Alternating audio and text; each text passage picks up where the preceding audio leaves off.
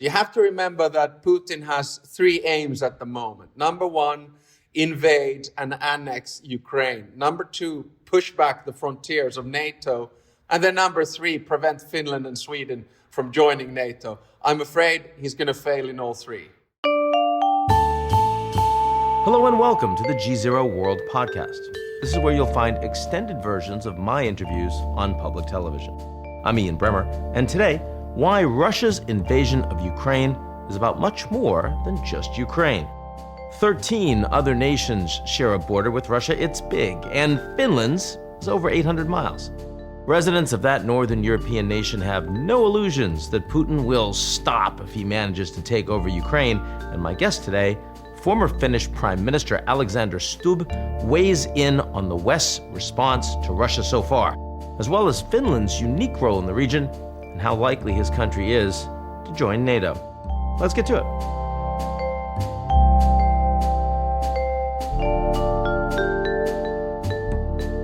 The GZERO World Podcast is brought to you by our founding sponsor, First Republic. First Republic, a private bank and wealth management company, understands the value of service, safety, and stability in today's uncertain world. Visit firstrepublic.com to learn more. This GZERO World Podcast is also brought to you by Visa.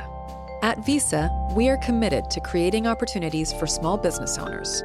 That's why we've created the Visa Economic Empowerment Institute, a digital platform dedicated to sharing research and fostering the open exchange of policy ideas designed to empower citizens, small businesses, and economies alike. Visit visaeconomicempowermentinstitute.org to learn more.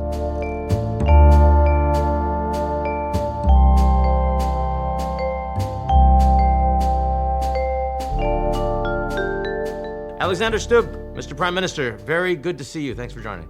Thank you. My pleasure. I want to start just with whether you think the West, broadly, Europe, the United States, NATO, everyone, is doing as much as they should be doing right now to respond to the Russian invasion of Ukraine. Well, I definitely think they're doing more than I ever expected us to do. I've never seen an onslaught of sanctions at the magnitude that we're seeing at the moment. 4 waves of sanctions coming from the European Union. Add to that sanctions from the United States. You look at the turnaround of German foreign security and defense policy. You look at 500 million euros worth of armaments being sent by the European Union. So, I never thought I'd see this day, but remember, crises drive us forward. When you look at what that all means for the future of Europe, how has Europe changed? And are any of these changes permanent in your view? I think every change that happens in the European Union is permanent. You know how things go. Integration in one area leads to pressure to integrate another one. So if we take the last 3 crises, which has driven change, one was the financial and euro crisis. It took 4 years to set up the European Stability Mechanism, banking union, and so on. Then we had COVID. It took 4 months to set up the biggest rescue package in European history. And now we're seeing the realization of a European foreign security and defense policy, a thing that people just used to talk about now happening because of the Russian aggression in Ukraine. Does that also include countries like Finland and Sweden? I mean, it's been quite startling to me to see the percentages of popular support for NATO that we've never seen in history from your country and from Sweden. Is that an inevitability at this point now? Yeah, definitely. I guess 2 answers on that. The first one is that I think there seems to be some misunderstandings, especially about the Finnish position post-Cold War. I mean, we were neutral during the Cold War, but it wasn't ideological neutrality. It was neutrality it was imposed. Because of necessity. It was imposed. Exactly. Yeah. We had to.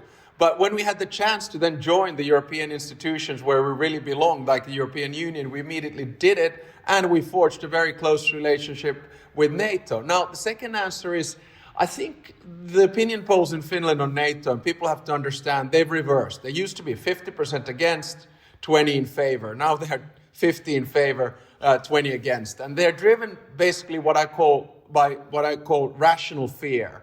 So there's this fear, what is Russia going to do next? And the rationality behind it is, okay, we don't want to be alone anymore. We need to go into NATO. So I fully understand the reaction of the Finnish public and also, of course, the Swedish public. I notice also the reaction of the Russian government, the foreign ministry spokesperson saying that there would be both diplomatic and military responses, consequences from Russia if the Finns and the Swedes were to decide to take that step. How do you read that? Well, we Finns are pretty calm, cool, and collected, and our reaction is to say that, well, there's nothing new in that. We've heard it from Putin before. We've heard it from Sergei Lavrov before. Now we heard it from the spokeswoman of the Russian Foreign Ministry. And our answer is, well, we fully understand your take, but the truth is that we are a sovereign, independent nation state and take our own security political decisions. You have to remember that Putin has three aims at the moment. Number one, invade and annex Ukraine. Number two, push back the frontiers of NATO to where they were around the Cold War. So get, Central and Eastern Europe out of NATO. And then number three, prevent Finland and Sweden from joining NATO. I'm afraid he's going to fail in all three. Yeah, I was just about to say, as you're going through those, none of those, not only does it look like they're not going to happen, but indeed Putin's position on all three arguably are likely to be materially worse because of this invasion. Do you agree with that? Yeah, definitely. A lot of people talk about the rationality or irrationality of Putin. From his perspective, he's behaving very rationally, but the outcome is the exact opposite what he was trying to achieve. So his vision is of a single historic Russia, bring in Belarus, Ukraine, perhaps a little bit beyond, be the great leader with a legacy of, Ivan the Terrible, Peter the Great, or Stalin. And in 1 week, in 7 days, he basically achieved all the opposite. Number one, he wanted the Russification of Ukraine. Well, it's about as Europeanized at the moment, and they ain't going back. Number two, he wanted an ununited European Union. Never seen it more united. He wanted to destroy the transatlantic partnership. Well, it's transatlantic 2.0 and then some.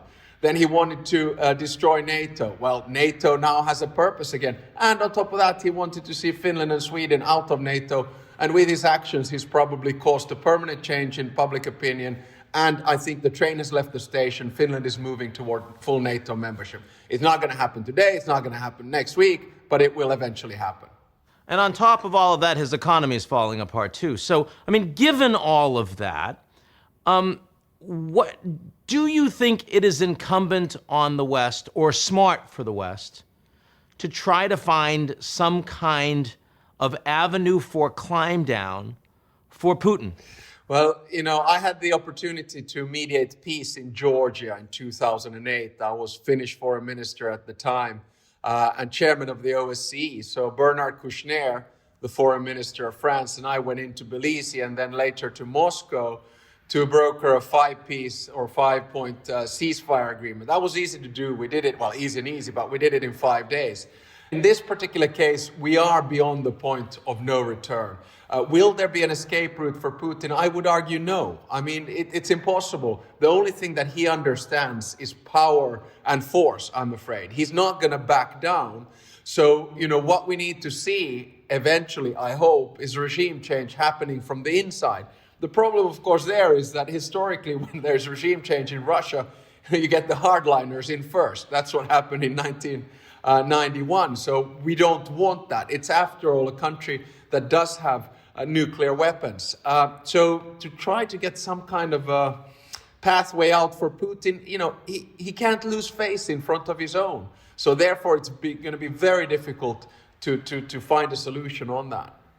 Now, a lot of people say that he can't lose face, but at the same time, of course, Putin completely controls the narrative domestically, much more so than any American or European president. He's gotten rid of all the Western media. He's gotten rid of all the local Russian independent media.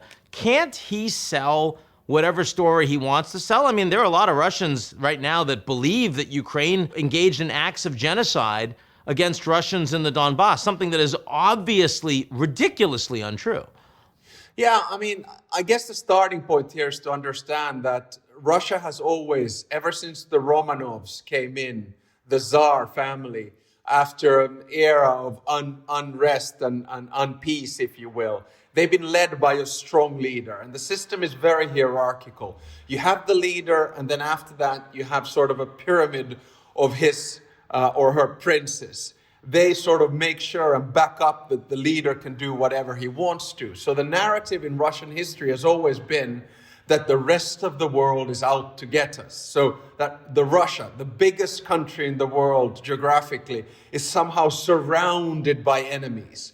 And throughout history, the enemies have varied from, the Mongols to the Japanese to the Europeans to the Americans and right now to NATO. So yeah, I'm sure he can push that narrative.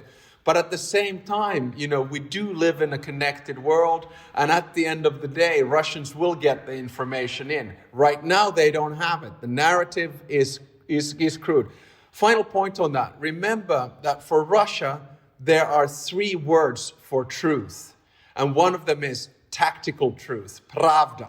And that basically means that you can give not only a white lie, but a blatant lie, as long as it's tactically useful for the good of the whole, in other words, Russia. That's why the Russians are now believing in the propaganda that they hear. When you think about where the world is going to be in the next 10 years, compared to the last 30, how dramatically different does it look for the average European? Remember, Finns are not overdramatic. And quite often I say that we human beings have a tendency to do 3 things. 1, we over-rationalize the past. 2, we over-dramatize the present. And 3, we underestimate the future. So when you ask me to look into the future in a non-dramatic fashion for the next 10 years, my answer is that this is the 1914, 1939, 1989 moment of our generation. And by that I mean to say that it is the end of the Cold War, but what we don't know is this a step back into a world that used to exist during the Cold War, or are we able to detach ourselves from escalation, from military conflict, and move on? What I'm sure about in the next 10 years is that if Putin is there, Russia will be utterly, completely, and fully isolated. The sanctions are there in the economic field, in finance, in energy, in transport, in sport, in culture, in anything that you can imagine. So we're basically getting this enormous North Korea or Iran or South Africa when they had sanctions on. That is the future that I predict for the next 10 years from a Western perspective. Now, I'm glad you said from a Western perspective, because of course, if we look at the next 10 years, the largest economy in the world is likely to be China. And China's view on Russia is not at all to isolate them, but rather to do more business, rather for them to be more dependent economically, technologically, certainly in terms of energy sale. I mean, how much do these old analogies even remotely apply when the largest economy in the world and a lot of other developing countries, the Indians, the Gulf states, not taking Biden's call, but talking to Putin in the last week. This is not a world where the Americans and Europeans are calling the shots in the way that it was in those previous sort of tipping point geopolitical moments that you mentioned.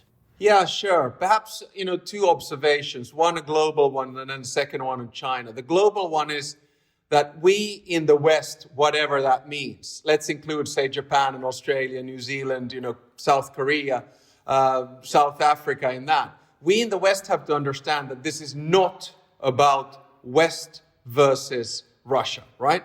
It is more about the global institutional order, the liberal order. What is the resilience of the international institutions that were created in the post-World War II era? Whether they came through Bretton Woods in the form of the IMF or the World Bank, whether it's the UN, NATO, the EU, the WTO, you name it. What do we do with those institutions? How do we pivot them to represent what the world is today. Why do we have a Security Council in which Russia is still a member? Okay, they have nuclear weapons, I understand, but why don't we have other countries there?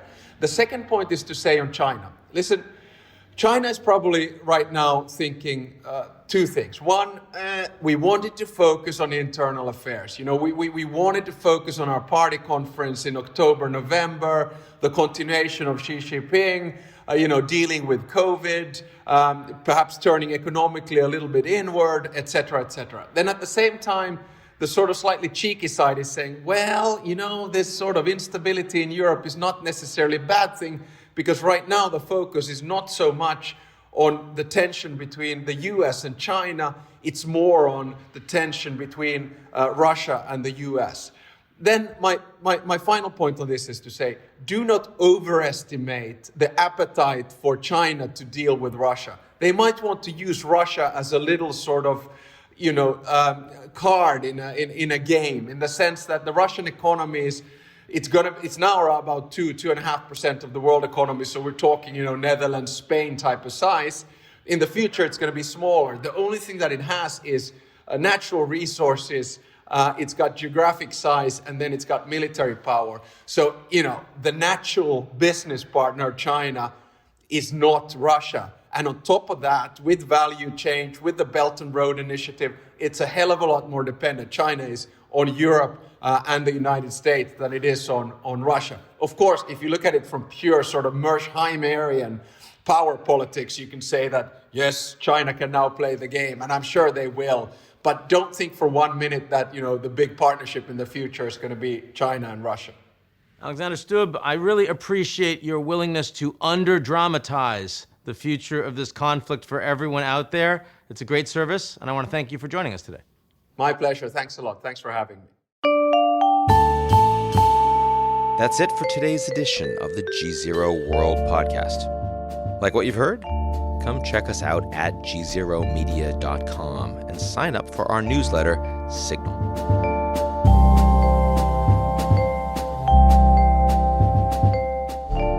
The GZERO World Podcast is brought to you by our founding sponsor, First Republic. First Republic, a private bank and wealth management company, understands the value of service, safety, and stability in today's uncertain world. Visit firstrepublic.com to learn more.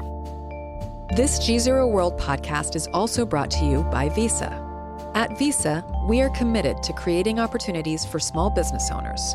That's why we've created the Visa Economic Empowerment Institute, a digital platform dedicated to sharing research and fostering the open exchange of policy ideas designed to empower citizens, small businesses, and economies alike. Visit visaeconomicempowermentinstitute.org to learn more.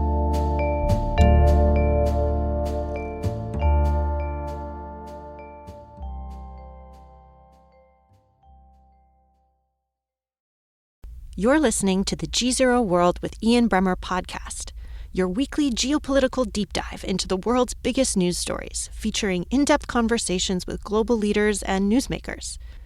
To get more of GZERO's insights on global politics every morning, sign up for our free newsletter, GZERO Daily, at gzeromedia.com.